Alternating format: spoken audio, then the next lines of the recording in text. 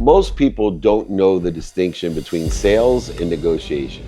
Sales is an entire process. Negotiation is your ability to provide value to everyone involved. So how do we do that? Well, number one, you have to be comfortable and confident in one thing. That's explaining the value of what you're selling or buying. Because true value is given by your comfort and confidence level in providing value or explaining the value to exceed what you're asking for. And if both parties in a negotiation feel like they received more value than they gave, everyone's going to win. Now, there's 3 tips that I can give you in order to be the best negotiator possible. Number 1, always be fair. It's so interesting how so many people ruin a deal, or they walk away from a deal, or they can't get a deal done because they are not fair. And the reason they're not fair is they're not comfortable or confident in explaining the value, so they get frustrated and they start squeezing people or lying, manipulating, cheating, and overselling. The second thing that you need to do is stop negotiating to the last penny. It's not a wringing towel theory. You don't have to keep squeezing the lemon until there's no juice. Remember, in the context of everybody winning and always being fair, and the value that's provided in your capability of being comfortable and confident in explaining the value to exceed what you're asking for, either as a buyer or a seller, fairness is a key component in understanding that, as well as not squeezing people to the last penny. When you sit between what you expected and your bottom line, that is fair. So go ahead and consummate the deal, conclude the deal. And then the final one is don't deal with a closed mind.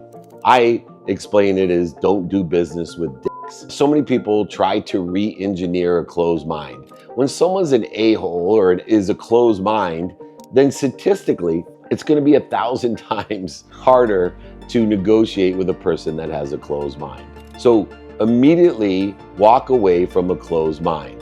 Remember, we have a rule not to do business with a closed mind. So if you want everyone to win in negotiation, then number 1, always be fair. 2, don't squeeze the towel, don't wring the towel, don't negotiate to the last penny. And then finally, don't do business with dicks. Be comfortable and confident explaining the value of buying or selling to exceed what you're asking for, and every negotiation will be a win-win. Let me give you a few examples of articulating or explaining the perceived value or what you're comfortable and confident with. Car buying is the easiest one. I've actually proved this in a video one time of starting with $1,000 and moving the way up.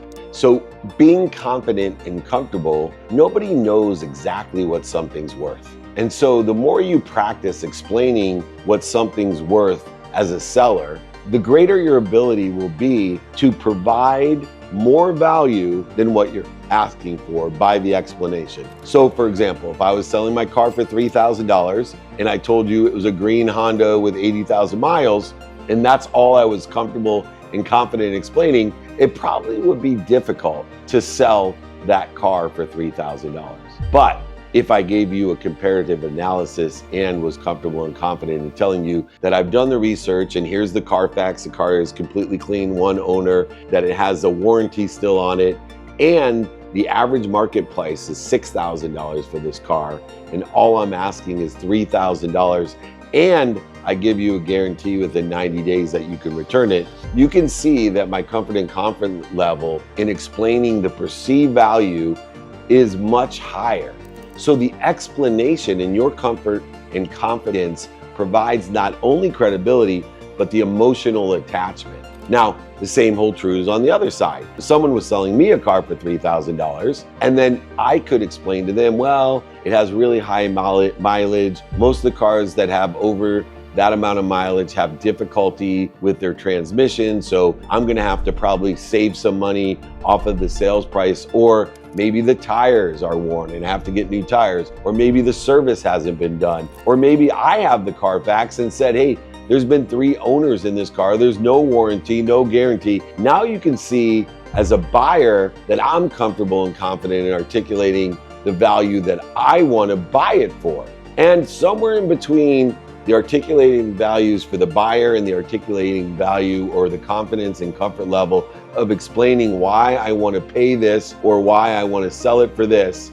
We both, as long as it's above the bottom line, should be able to create a fair price without wringing the towel, and understanding we both have open minds to the opportunity to receive more value than we're asking for as a buyer and a seller. So many times I want something so bad. I want the deal so bad, the car so bad, the item so bad, but the person selling it is such a dick. And it's really important to walk away, because credibility is also aligned with someone having an open mind. I am telling you right now, no matter how emotionally attached you are, if your values aren't aligned and somebody's an a-hole, a dick, a jerk, you don't do business with a-holes, dicks, and jerks. What you do is walk away, because sooner or later, there is going to be a problem. And no matter what price you think you're getting or how emotionally connected you are to that item,